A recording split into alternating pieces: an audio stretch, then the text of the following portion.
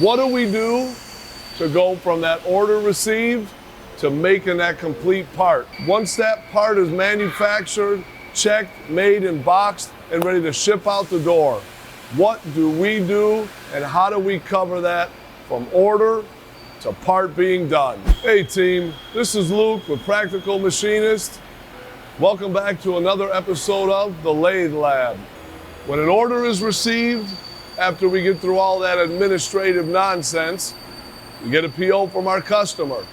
What do we do to go from that order received to making that complete part?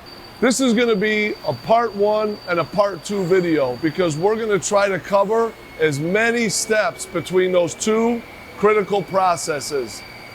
And what I mean by order to part, once that part is manufactured, checked, made, and boxed, and ready to ship out the door, what do we do and how do we cover that from order to part being done? When we get an order that comes in the shop, we got to get paperwork out to the shop, and that's where we're going to begin. So the paperwork that we get is a print. Along with that print comes a material sheet of what is the amount of bars, size of bars, and grade of material that we're going to use for that job, for that PO.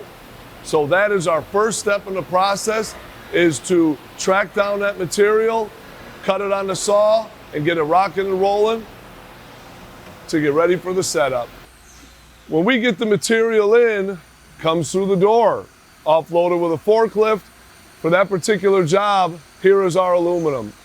So we'll get the stock in, pop open the band, throw it on the bandsaw, and on our lathe, we don't run 12-footers, we run 4-footers. On our Swiss, we do run 12-foot bars, but on those fixed head stock machines, what we call our 2 5/8 machine is 2 5/8 capacity, we run 4-footers. So we pop in our bars here, measure them out to 4 feet, cut them, bada bing, bada boom. This is not the stock in question, but this is some more material that's docked up for another machine.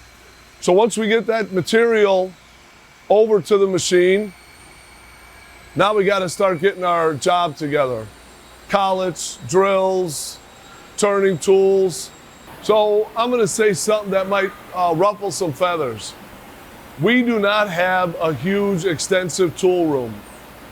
When we get a job like the one I was showing you before, that aluminum part, a lot of our jobs that we have what we call a job box, where we try to keep as much tooling in as we can, if it's a repeat order. If we ran it once or twice, and we know that we're gonna run it again, it's a high volume job, we're definitely gonna try to save some tooling, at minimum, a customer sample or an approved sample that we made and shipped.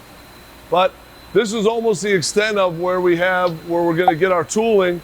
So what we're gonna wanna get our collet pads. One set of collet pads for the main, one set of collet pads for the sub. The reason they're not the same is that bar stock is 1 3/8 round. I'm gonna use 1 3/8 round serrated for the main. The serrated prevents the material from being pushed back. The sub side, you don't wanna use serrated pads. They're gonna mark that beautiful finished turn diameter. So we're gonna use smooth. On that print, it's 1.360 plus or minus 5. So we actually have 1.360 collet pads, but if we didn't, I would use what we call emergency pads. And emergency pads are good for 2 reasons. The first and foremost, it allows you to put them in the sub spindle, in the collet chuck, and when you bore them and they stay in, your run out is perfect. And granted, your machine main to sub has good run out for the transfer, you're gonna be what we call dead nuts run out once you transfer the part. But that it's only gonna have that perfect run out if we're gonna use bored emergency pads. Now, I'm not going to, for some reason we have a set of hard pads that are 1.360. That run out is still going to be pretty good, but not as precise as if you were to bore them. So we got our pads, we're gonna go through here and get all our tools. We're gonna get our drills, hold some of them in here, or down in this drawer, we hold a bunch of different drill bodies. So what I do is I go through determine what size drill we need based off the size of the bore that we're going to be making. In a moment here, we're going to go to the machine. I'll show you what the part actually looks like a little bit closer versus just waving the paper around. We're going to look at our setup sheet and our program together to determine what order of operations we're going to make that part and what tools we need. Based on that setup sheet and the program, I'm going to have a little list that I'm going to go through and check them off as I have them. That I'll show that also in a moment. Any turning tools, any boring tools, ID threaders that we need. A lot of the tools we keep in the machine. We keep a rough turn, finish turn, OD groove, and our cutoff on the top. On the bottom, we like to keep one or two positions that we have our X0 set for drills. So that stuff is already at the machine, ready to go. On the bottom turret, we also keep a rough turn, finish turn for the sub side. So those should be there at the machine. I'll show you guys that setup sheet and we can look at the program that's in the machine right now. So here's our program in question. And a lot of times I don't even really use setup sheets because the majority of the jobs we have out here, I program, set them up, lay them out, tool them up. But I like to go over the program anyhow. And I don't know how well you can see. We got our stop. We have a 1/2 inch mill going over to the sub spindle. And then we have a chamfer mill that I'm assuming is going over to the sub spindle. Our turning, this is our top turret. Our top turret that can work on either main or sub spindle. We got our turning tool, our bore, finish bore, ID thread, because it says right there, thread, 1.193, 24 thread. I look at the print, ID thread, blah, blah, blah. And we're gonna do the same. We're gonna go through the tools on both turrets, and it's just a quick check, because right now I'm waiting for my material to be cut up anyhow. So while they're cutting the material, bringing it over, I'm going through all this to get the job laid out. Let's look at that setup sheet. As promised, I will show you the part. This is the part. Nice deep hole bore. That's what we're gonna be setting up now, going from PO to part. We just looked at the program. This is our setup sheet. On our setup sheet, we have it laid out what size collet pads to use, our program number that we have saved, of course, part number, machine type, our cycle time, which we're going to try to maintain that cycle time. So we put a cycle time on the setup sheet. So the next individual that sets it up, when they're setting that job up, they want to aim for that, which it should be close to the same, unless it's on a different machine or process change. In this case, it didn't. But we have it laid out here, tool position, what holder size it is, insert number if applicable, and any different notes on what the tool does. So this is for turret 1, this is for turret 2. This is what we want to get together when we're getting that job ready. Just to kind of recap a little bit, first thing I did, I'm having that stock cut. The material's already over there, but in a different scenario, a normal scenario, I would give that stock to an individual, they would find it, double check the PO, bar count, material grade, size, all that. They're gonna retrieve it from wherever it's at. Then they're gonna begin cutting it up. That takes a little bit of time. In that time, my job is to get it ready. And generally, we would be doing this when this machine is running a job already. I don't wanna wait for the job to finish, then get it ready. We wanna do it while that job is running, so we minimize downtime and increases our throughput time. Your throughput time is how quickly can you get that job out from the time that paperwork hits the shop to when it's sitting on a skid and we call the customer ready to ship it out. We want to minimize that throughput time, make it as short as possible, and we want to minimize the machine downtime. So that's why we're going to try to do this when that last job is running. Unfortunately, I'm out now, I'm ready to go. That's why we're covering this now. Let's get to the next step. So there's another step in that process that we are going to cover while we are getting the tools, collet pads, all that ready. We have someone fetching the material. Now at the same time, I'm going to tell that person to get the material. I'm also going to have someone else grab our gauges. For instance, the sun and bore gauges, maybe we need pin gauges, maybe we need thread gauges. Same thing, we're gonna try to minimize that throughput time, have them gather all those gauges together while I'm working on the machine side. That's my bread and butter. So we got our job together. We got our collet pads, a couple drills, and the reason that we don't have to have really that many tools, we got lucky and there's a lot of them already in the machine. An ID threader, a smaller one for a pipe thread. We got a small little micro bore. We got one drill in there that I'm gonna try to use, and we have a whole bunch of stuff up top from before. So, and sometimes you will get lucky and that'll happen. Other times you have to completely reconfigure the machine.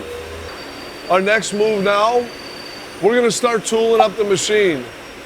We gotta set the bar feed, we gotta set the main and sub collet pads, popping all our tools, get everything touched off. So it's kind of hard to go over this process with just a perfect camera angle. That age-old saying, don't skin a pig just to eat it. Right now, what we're gonna begin doing is setting up the job. What I like to do is have my program loaded in the machine, got my gear ready, have our next tools we're gonna put in, pair of 8-inch dial calipers, calculator for quick retrieval, brass hammer, yes I did make that, brass hammer, smaller adjustable, larger adjustable, standard hex keys, metric hex keys. This special little key for the collet pads, our next collet pads. Like I had said in a previous segment, a lot of the tools are in the machine. So what we're gonna do now, and I hope I can get it at a good angle, we're gonna start stripping the collet pads, loading in the tools that we need, bada bing, bada boom. So I'm hoping that this is a good enough angle to see. Little key pops in, and there are quick change collet pads that you could get, but this is an older collet system and we don't have a need to buy a newer one just to have the quick change. A lot of our jobs that we run preferably are long runs. And you can see it's not really that bad popping them out. So that's how we take our pads out. I like to get my handy dandy air gun with safety glasses on, clean them out. And if there's a bunch of schmutz in there, if there's a bunch of stuff, what I'll do is I'll pop these little keys out. It's a little clamp that as you tighten on it here, it draws these two together and tightens on that almost little dovetail on the back of the pads. They're S26 pads, but there's not too much schmutz, so I'm not gonna need to. Main spindle, pads taken out, and the sub is the same. So we don't need to go over that again, but that's what we do. We take out our collet pads on the main, take them out on the sub. Let's put the next set in, go from there. But in this one now, we're gonna get our bar feed ready to go. There's two little clips at the bottom. I unclipped them, pulled it out. Our spindle liner, this would come out, we put in a new one. It's the same liner from the last job, same bar size. So I don't really have to worry about that. But I wanted to show for a moment what it looks like. So I'm gonna pop this back in, this little feed at the bottom. You can adjust the height on the tray for bar size for easy loading from the magazine down here, but we're already set. There is one other setting that we have to do in here, that we're gonna set the length of our part on the bar feed, so the bar feed will actually know how many parts we can achieve from a 4-foot bar. We're gonna load in some tools, get them touched off. Before we pop those tools in, I missed a part, I wanna load my program in. A lot of times I would go by a USB, but the program that we're about to put in was already in the machine. So I'm gonna make sure I'm on head 1, and I know the program name, 0112, cursor down, part number. Head 2, 02223, cursor down, part number. As we saw earlier, I like to compare the part number, the program to the setup sheet for an accurate representation of what tools I have to put in and in what position. So we're gonna mount a boring pocket here to have a drill go to the main. Boom, got it ready sitting there.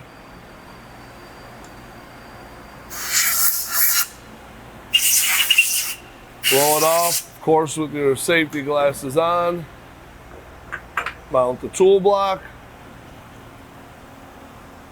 There's screws here for it. Grab my number 8mm. On these machines, everything is metric, which, believe it or not, I prefer. Tighten down. And you don't need to blue torque these when you're tightening them. Any of you guys use a torque wrench for stuff like this? Tight. Give a nice little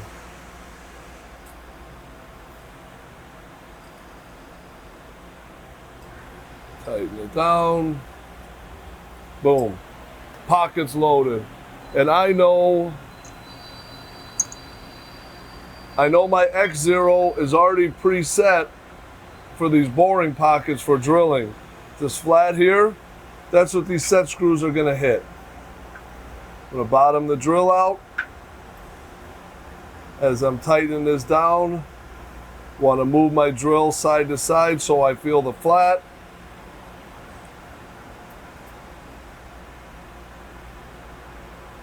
Bada bing, bada boom, drill's mounted.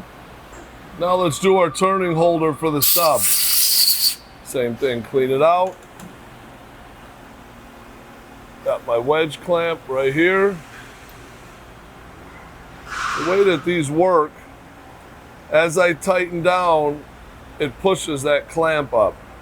So I want to have that underneath my tool.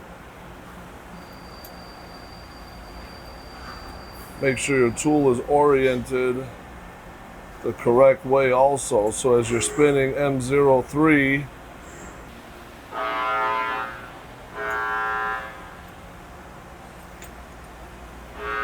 I already blew the pocket out. Make sure it's seated well. Number 5mm to tighten these down. And I don't use a torque wrench for these, never have, but something's always told me I should. Like I said with the other one, does any of you guys use a torque wrench to set these? Now, I am not what you would call a very aggressively tightening person, but I know where they need to be. Tools mounted, I double check it, make sure it's not crooked off to the side, ready to rock and roll. So now that we have our tools mounted, I'm gonna touch this off. You can either use the Q setter, which I don't use. Maybe I should, maybe I shouldn't. My X0 is already known. So I would touch that off to face it here at Z0. I would face it with a known tool up here, call that Z0, bring it to my X0, which is already set, touch it off, go to geometry, touch it off, do that with all the tools that I put in. And I would do the same thing in the sub. I put a sample part in there to roughly estimate the length that it would stick out. And that is how I would touch off that turning tool on both X axes and Z. And you're gonna do that throughout every tool you put in, touch it off, touch it off. If it's already set in X, which a lot of these are, they've already been in here, they're set on both X and Z. Like my rough turn on the top, finish turn, cut off, stop, couple of the boring bars, one of the ID threaders, whole bunch of tools on the bottom are in and already set and touched off. The ones that aren't, touch them off on X and Z, load that into your, use your offset geometry, set them. Then I would change all my program, my tool numbers in my program. And I would make a fancy tool list like I have here. For example, T0404 cutoff, T0606 finish turn, T0909 rough bore, etc., etc., etc. And I break them up. I have one tool list here for the upper turret, one tool list here for the bottom turret. And I would have an arrow like this saying which direction they go. Do they go to the main? Do they go to the sub?